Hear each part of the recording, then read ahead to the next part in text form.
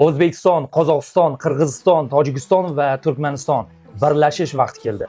O'zbekiston milliy terma jamoasi AQShga yetib borgani va mundialga tayyorgarlikni davom ettirmoqda. Siz ham ko'rdingizmi, futbolchilarimizni nafaqat Amerikadagi vatandoshlarimiz, balki qo'shni davlat vakillari ham katta xursandchilikda terma jamoamizni kutib olishdi va ularni qo'llab-quvvatlashmoqda. Shu o'rinda bir narsani alohida ta'kidlamoqchiman.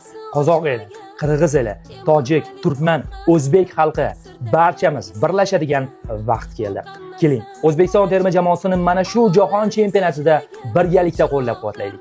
Butun dunyoga Qozoq, Qirg'iz, Tojik, Turkman va O'zbek xalqining birligini, do'stligini ko'rsatib qo'yaylik. Men ishonamanki, vaqt kelib Qozog'iston, Tojikiston, Qirg'iziston, Turkmaniston terma jamoalari ham albatta jahon chempionatiga chiqadi va o'shanda ham biz barchamiz birlashib bir-birimizni qo'llab-quvvatlaymiz.